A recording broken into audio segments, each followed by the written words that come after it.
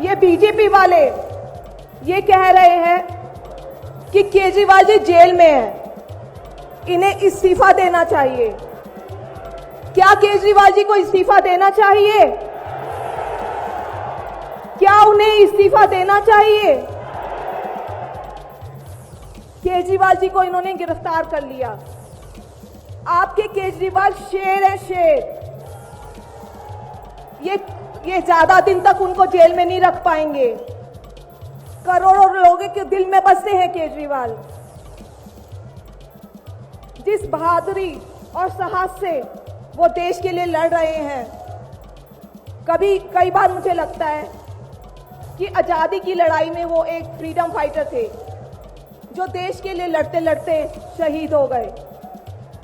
इस जंग में भी केजरीवाल जी को शायद भारत मां के संघर्ष के लिए भेजा है। अब मैं आपको केजरीवाल जी का संदेश पढ़कर सुनाऊंगी। मेरे प्यारे भारतवासियों, जेल से आप सब अपने इस बेटे, अपने भाई का प्रणाम स्वीकार कीजिए। मैं आज आपसे वोट नहीं मांग रहा। आने वाले चुनाव में मैं आपसे किसी को हराने या जिताने की बात भी नहीं कर रहा।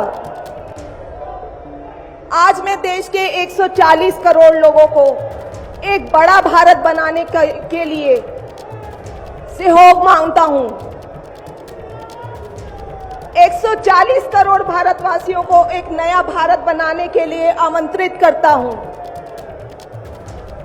भारत एक महान देश है।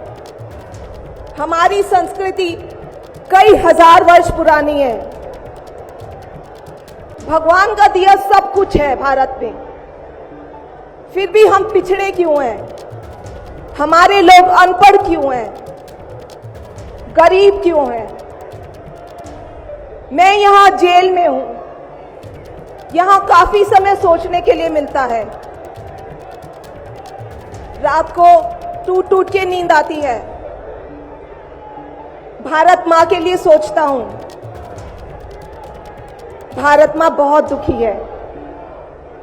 भारत मां दर्द में है, दर्द से कराह रही है। जब महंगाई की वजह से लोगों को दो वक्त की रोटी नसीब नहीं होती, तो भारत मां को बहुत दुख होता है। जब भारत मां के बच्चों को अच्छी शिक्षा नहीं मिलती, 75 साल बाद भी सही इलाज के बिना लोग मर जाते हैं, तो भारत मां बेबस और लाचार महसूस करती है। जब देश के कई हिस्सों में लंबे लंबे पावर कट होते हैं, सड़कें टूटी हैं, 75 साल बाद भी हालत खराब है, तो मां को बहुत पीड़ा होती है। उस पर जब कुछ नेता सुबह शाम लच्छेदार भाषण देते हैं, शानो शौकत की जिंदगी जीते हैं, अपने दोस्तों के साथ मिलकर देश लूटने में लगे हैं, तो भारत मां को बहुत गुस्सा आता है। ऐसे लोगों से भारत मां को सख्त नफरत है। आइए मिलकर एक नया भारत बनाते हैं। 140 करोड़ लोगों के सपने का भारत, एक ऐसा भारत जहां हर इंसान को भरपेट खाना मिलेगा, हर हाथ को काम मिलेगा, कोई बेरोजगार नहीं होगा, कोई गरीब नहीं होगा, कोई अनपढ़ नहीं होगा, हर बच्चे को अच्छी शिक्षा मिलेगी, चाहे वो अमीर का बच्चा हो या गरीब का। हर बीमार को अच्छा इलाज मिलेगा, चाहे वो अमीर हो या गरीब। देश के कोने कोने में 24 घंटे बिजली होगी। देश के हर गांव में शानदार सड़कें होंगी। एक ऐसा भारत होगा जो पूरे विश्व में शिक्षा का केंद्र होगा, जहां दुनिया भर के युवा पढ़ने के लिए आएंगे। एक ऐसा भारत बनाएंगे जो साइंस और टेक्नोलॉजी में वर्ल्ड लीडर होगा, भारत के अध्यात्म को दुनिया के कोने कोने तक पहुंचाएंगे। एक ऐसा भारत बनाएंगे जहां कोई ऊंच नीच नहीं होगी, नफरत नहीं होगी, मारपीट नहीं होगी, गाली गलौज नहीं होगी, जहां सबको न्याय मिलेगा, प्रेम और भाईचारा होगा। आज मैं देश के 140 करोड़ लोगों को ऐसा भारत बनाने के लिए आह्वान करता हूं। यदि आप सब इंडिया गठबंधन को मौका देते हैं, जिम्मेदारी सौंपते हैं, तो हम सब मिलकर ऐसे महान राष्ट्र का निर्माण करेंगे। केवल नाम में इंडिया गठबंधन नहीं है, दिल में इंडिया है, दिल में।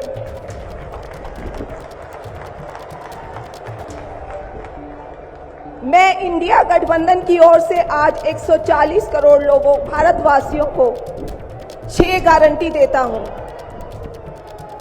पहली, पूरे देश में 24 घंटे बिजली का इंतजाम करेंगे, कहीं कोई पावर कट नहीं होगा।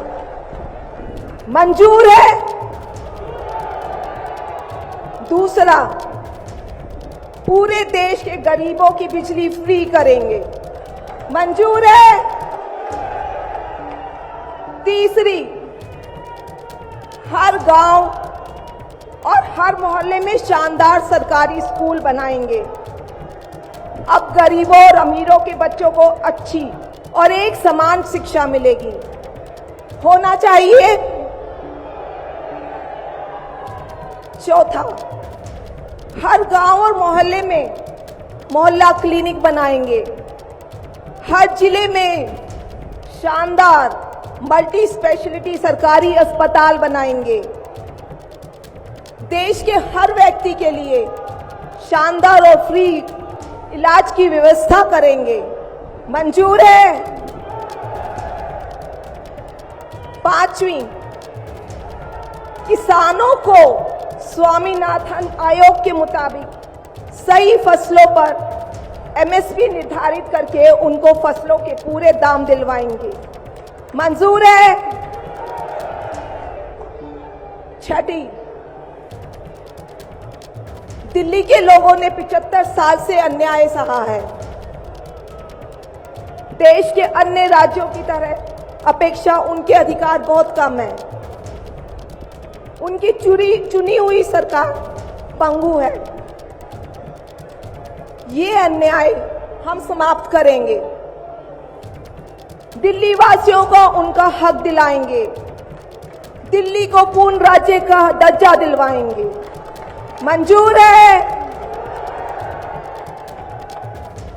मैं आज ये ऐलान करने के लिए अपने सभी इंडिया गठबंधन के साथियों से माफी मांगता हूं, क्योंकि ये ऐलान करने के पहले मैंने उनसे उनकी अनुमति या सहमति नहीं ली। जेल में हूं, इसलिए सहमति लेना संभव नहीं था। उम्मीद करता हूं कि किसी को इस पर आपत्ति नहीं होगी। ये सभी 6 गारंटी हम 5 साल में पूरी करेंगे। इसका पैसा कहां से आएगा, इसकी पूरी प्लानिंग कर ली है। मैं यहां जेल में स्वस्थ हूं, पूरी ऊर्जा से भरा हूं। इस गिरफ्तारी ने मेरे हौसलों को और मजबूत किया है। आपकी दुआएं और आशीर्वाद मुझे लगातार मिल रहे हैं। ऊपर वाला मेरे साथ है। जल्द बाहर आकर आपसे मिलता हूं। आपका अरविंद।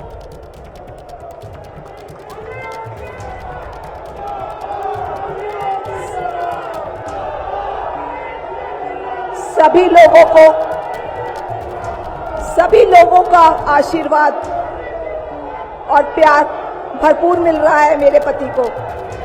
अपना ये आशीर्वाद बनाए रखना। भारत में ये तानाशाही नहीं चलेगी। हम लड़ेंगे, जीतेंगे। अंत में मैं सभी लोगों का, इंडिया अलायंस के लोगों का भी, साथियों का तहे दिल से धन्यवाद करती हूं कि इस घड़ी में आप सब हमारे साथ खड़े हैं। धन्यवाद। जय हिंद। नमस्कार, महाभारत एक्सप्रेस में तैयार हो जाइए आप लोग सवार होने के लिए। मैं अखिलेश आनंद चेन्नई से एक बार फिर से अपने तमाम दर्शकों का बहुत बहुत स्वागत करता हूं। तमिलनाडु की राजधानी चेन्नई और वहां मरीना बीच, यहां पर अमूमन शाम के वक्त बड़ी संख्या में लोग आते हैं घूमने फिरने के लिए, सियासी गुफ्तगू भी करते हैं, तमाम तरह की बातें होती हैं। हालांकि चूंकि दोपहर का वक्त है, प्रचंड गर्मी है, इसलिए लोग थोड़े यहां पर कम नजर आ रहे हैं। लेकिन अलग अलग पॉलिटिकल पार्टी के जो नुमाइंदे हैं वो मेरे साथ मौजूद हैं, उनसे हम बातचीत करेंगे और साथ ही सीधा प्रसारण आप रामलीला मैदान से भी देखते रहेंगे। वहां पर जैसे ही कोई और नेता आते हैं उनका संबोधन शुरू होता है। तमिलनाडु में इस बार क्या होने वाला है, मोदी जी का असर कितना नजर आ रहा है? मेरे ख्याल से आज आके नरेंद्र मोदी जी का प्रबंधन बहुत अद्भुत है।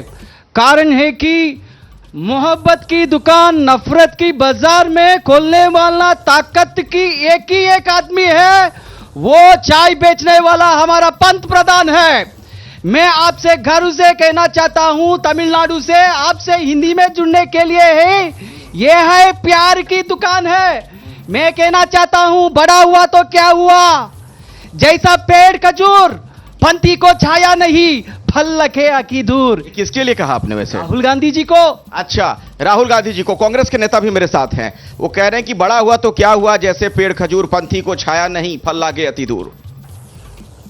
जब यहां पर अपने आप में दम नहीं होता है ना, तो दूसरे के बारे में भूलते हैं हम। तो मैं दोबारा आपसे यही कहना चाहता हूं कि तमिलनाडु में जो है पिछले 10 साल में और उसके पहले भी मोदी जी ने कई कोशिश कर लिए हैं।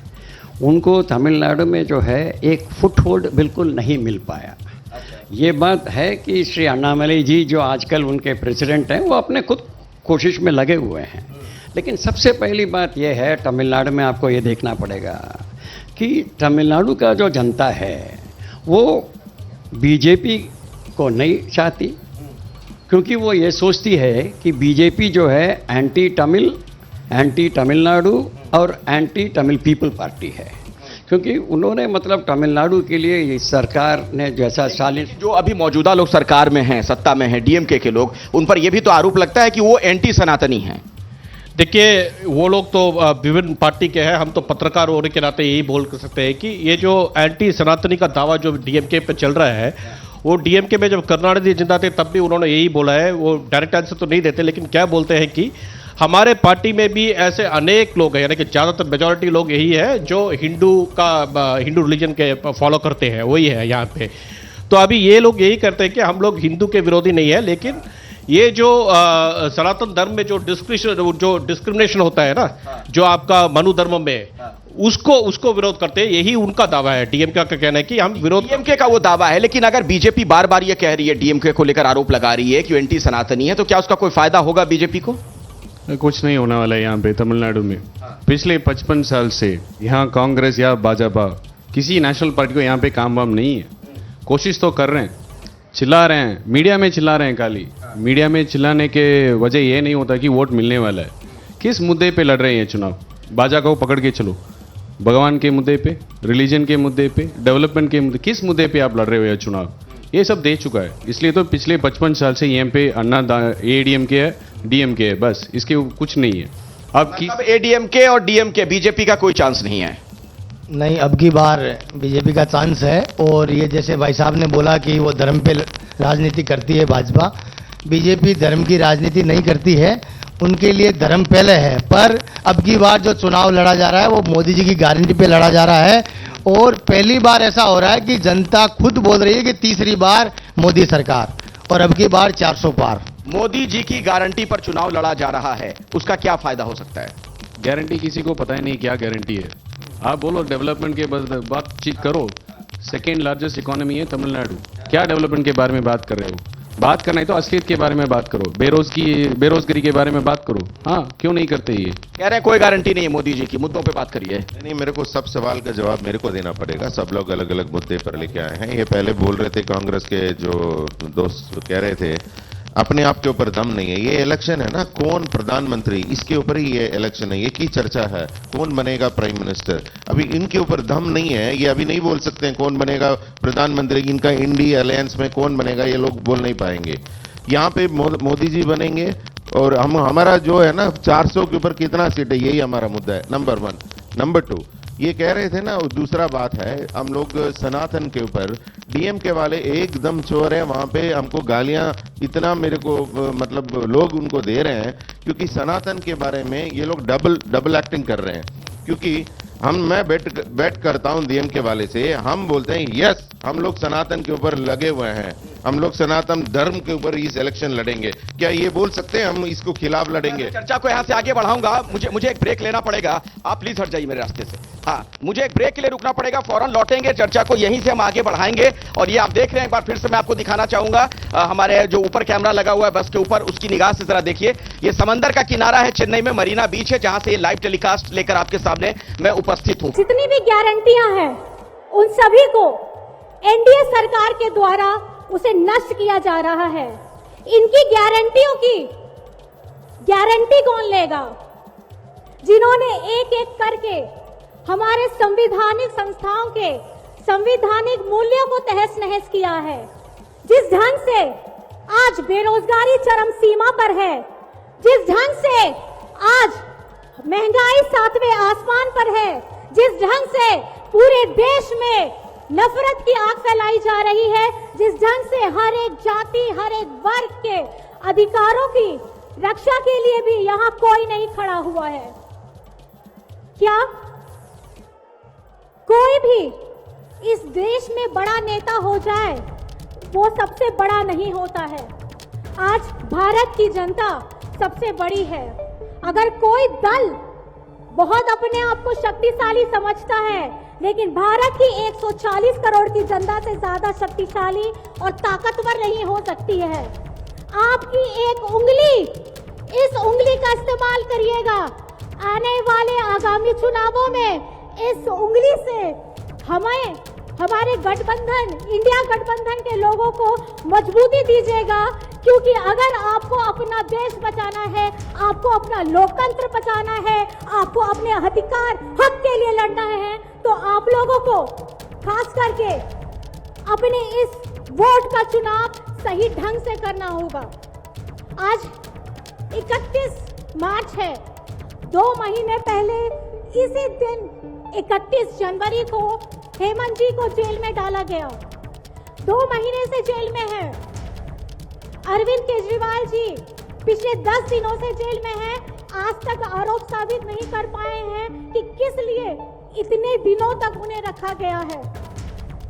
आप जनता जनार्दन है, आप वहां अदालत है, आपसे ज्यादा ताकतवर कोई नहीं हो सकता है। तो आप अपनी मजबूती को, अपने ताकत को आने वाले सब समय में दिखा देना है कि पीछे बैठी यहाँ इंडिया गठबंधन को इतना मजबूत कीजिएगा कि आमने सामने खड़ी तानाशाह ताकत को यहाँ से उखाड़ फेंकना है। और मेरा यही कहना है, ये भूमि, ये मैदान की मिट्टी राम जी की रामलीला की कहानी बताती है। हम सभी को ये याद रखना है कि श्री राम भगवान जी ने अपने युद्ध करते समय में भी नीति, नियमों और आदर्शों का पालन किया था।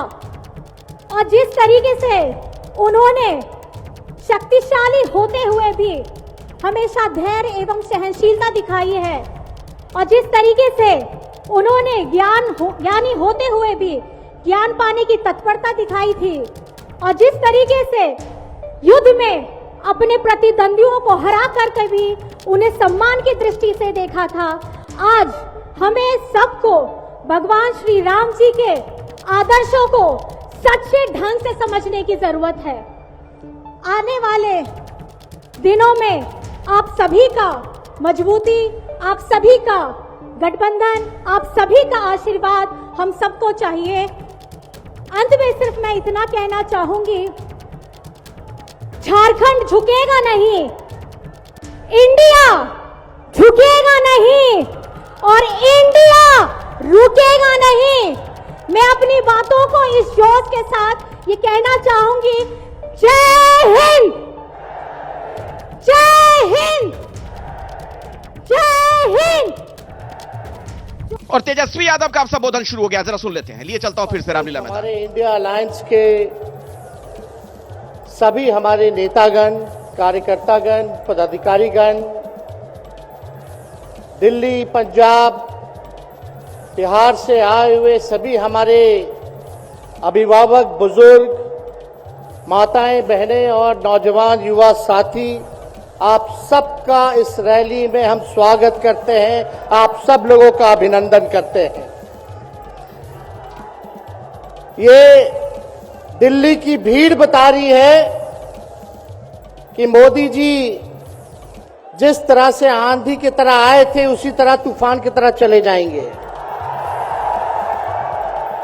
पहला रैली हम लोगों ने पटना में किया, दूसरा बॉम्बे में किया और तीसरा आज जो है दिल्ली में हो रहा है। और मैं बता दूं, देश के कोने कोने में जहां भी हम लोग जा रहे हैं वहां जनता का साथ, आशीर्वाद मिल रहा है। आज हम सब लोग एकजुट हुए हैं देश के लोकतंत्र, देश के संविधान, देश के भाईचारा को बचाने के लिए। जिस हिसाब से देश में बांटने का काम किया जा रहा है, भाई को भाई से लड़ाया जा रहा है, नफरत की राजनीति की जा रही है, उसलिए हम सब नेता आपकी लड़ाई के लिए हम सब लोग आए हैं और आपकी लड़ाई लड़ रहे हैं। और हम लोग सब लोग चाहते हैं कि इस लड़ाई में आपका साथ मिले, आपका आशीर्वाद मिले और आपका प्यार मिले। जो लोग नारा लगाते हैं अब की बार 400 पार, उनका मुंह है कुछ भी बोलेंगे, लेकिन एक बात तय है, जनता ही मालिक है, आप मालिक हैं और आपको तय करना है कि देश के शासन में कौन बैठने का काम करेगा। आज यहां दिल्ली की जनता से पूछना चाहते हैं, वो लोग नारा लगा रहे हैं, टारगेट फिक्स कर रहे हैं, अब की बार 400 पार। ऐसा लग रहा है कि पहले से ही ईवीएम सेटिंग हो चुका है। ये लोग फिर भी आप लोगों से पूछना चाहते हैं कि आप लोग, ये लोग जो नारा लगा रहे हैं, क्या वो सच होगा या वो सत्ता से बेदखल करिएगा? हाथ उठा के बताइए, इनको सत्ता से बाहर करना है कि नहीं करना? आज हम सब लोग देख रहे हैं कि देश में अघोषित इमरजेंसी लागू हो चुकी है। देश में सत्ता में जो लोग बैठे हैं तानाशाह रवैया अपनाने का काम कर रहे हैं, घमंडी हो गए हैं लोग। और आज हम लोग किसी को गाली देने नहीं आ रहे, लेकिन जो आंख से देख रहे हैं वो बताने आ रहे हैं, जो महसूस कर रहे हैं वो बताने आए हैं। सत्ता में लोग जो बैठे हैं, विपक्ष का धर्म बनता है, कर्तव्य बनता है कि उनसे हम लोग सवाल करें। आज मेरा मानना है कि देश में सबसे बड़ा अगर दुश्मन है तो बेरोजगारी है, महंगाई है, गरीबी है। आज यहाँ लोग हैं, नौजवान हैं, नौजवानों से पूछना चाहते, बताओ कितने नौजवान यहाँ जो हैं मोदी जी ने नौकरी दिया? हाथ उठा के बताइए। कोई नहीं मिलेगा। मोदी जी ने कोई नौकरी नहीं दी, सब कुछ जो है प्राइवेटाइज कर दिया। और हम लोगों ने बिहार में जब कांग्रेस लेफ्ट इंडिया अलायंस की सरकार थी, 17 महीने में 5 लाख नौकरी हम लोगों ने देने का काम किया। आज किसान तबाह है, युवा परेशान है, लेकिन किसानों से मोदी जी को मिलने का समय नहीं है। मोदी जी मिलते तो प्रियंका चोपड़ा से मिलेंगे, किसानों से नहीं मिलेंगे। अक्षय कुमार को इंटरव्यू देते थे पिछले चुनाव में, इस बार बिल गेट्स को बुला करके इंटरव्यू देने का काम कर रहे हैं। लेकिन किसानों की समस्या कैसे हल होगी ये नहीं बता रहे। किसानों से उन्होंने पिछले चुनाव में वादा किया था कि उनका आय दुगना करेंगे। आज किसानों पर मोदी जी ने तलवार चलाने का काम किया है, जो हमारे अन्नदाता हैं। इसलिए आप सब लोग हम लोग जब आवाज उठाते हैं, तब मोदी जी और उनकी जो सेल है पार्टी की, उस पार्टी का सेल में कौन है? ईडी है, सीबीआई है, इनकम टैक्स है। लालू जी को तो कई बार सताया गया, मेरे ऊपर मुकदमा किया गया, मेरी मां पर, मेरी बहनों पर, मेरे जीजाओं पर, मेरे पिता के जितने संबंधी थे सब पर केस मुकदमा किया। अभी बिहार चले जाइए, कई हमारे नेताओं पे छापेमारी चल रही है, कई जगह ईटी का रेप चल रहा है, आईटी का रेप चल रहा है, लेकिन हम लोग घबराने वाले लोग नहीं। आज देश में जिस हिसाब से हेमंत सोरेन जी को और अरविंद केजरीवाल को गिरफ्तार करने का काम इन बीजेपी के लोगों ने किया है, तो उनको हम बता दें कि इनके गीदड़ भपकी से हम लोग डरने वाले नहीं हैं। हम लोग संघर्ष करने वाले लोग हैं, और पिंजरे में तो शेर ही को कैद किया जाता है। सब लोग शेर हैं, आप लोगों ने ताकत दिया है, आपकी लड़ाई हम लोग लड़ रहे हैं। कंस राज आप लोगों ने देखा होगा, जब जब कंस को किसी से तकलीफ होती थी, डर लगता था, तब जेल में लोगों को बंद कर दिया जाता था। लेकिन जेल जाने से यहाँ कोई डरने वाला नहीं है। कितने लोगों को जेल भेजोगे? लेकिन जब जनता जब जवाब देगी, जब वोट का चोट दीजिएगा, तो मोदी जी हाथ मलने का काम करेंगे, सत्ता से बेदखल हो जाएंगे। इसलिए ये अपनी ताकत को पहचानिएगा। सब लोग चुनाव के समय आप सब लोग पोल कीजिएगा, वोट दीजिएगा, लोगों को भी वोट दिलाने का काम कीजिएगा। बीजेपी के लोग झूठ बोलने वाले लोग हैं। ये लोग यूरिया को भी चीनी बना देते हैं, ये लोग गोबर को भी हलवा दे करके परोस देते हैं, ये लोग आंख फोड़ करके चश्मा दे देंगे और फिर बोलेंगे देखो हमने चश्मा दिया। ये झूठी पार्टी है, इसलिए इन पे विश्वास मत कीजिएगा।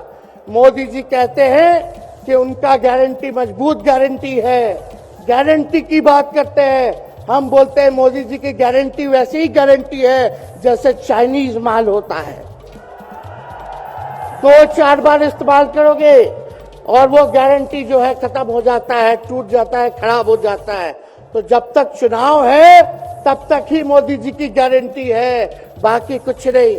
2 करोड़ रोजगार का क्या हुआ, 15-15 लाख रुपए का क्या हुआ, ये जवाब नहीं देने वाले, लेकिन हमेशा जो है प्रोपेगेंडा चलाने का काम करते हैं और लोगों को भटकाने का काम करते हैं। इसलिए आप सब लोगों को सावधान रहना पड़ेगा। इनके झूठ पे आप लोग विश्वास मत कीजिएगा। और हम सब लोगों ने आज तस्वीर देखा, आज तस्वीर क्या देखा कि आज महामहिम राष्ट्रपति जी आडवाणी जी को भारत रत्न देकर के सम्मानित कर रही थी। मोदी जी आडवाणी जी के बगल में बैठे हुए हैं, राष्ट्रपति खड़ा होकर के सम्मानित कर रहे हैं, लेकिन मोदी जी खड़ा भी नहीं हुए राष्ट्रपति के सम्मान में, खड़ा भी नहीं हुए। इससे पहले भी हम लोगों ने तस्वीर देखी कि राष्ट्रपति पीछे पीछे चल रही है, मोदी जी आगे आगे चल रहे हैं। ये हम आप सब लोगों को बताना चाहते हैं कि इनका संविधान पे कोई विश्वास नहीं है। ये लोग नागपुरिया कानून को लागू करना चाहते हैं, आरएसएस के एजेंडे को लागू करना चाहते हैं। इसलिए ज्यादा कुछ ना कहते हुए एक आंकड़ा हम जरूर बताना चाहेंगे।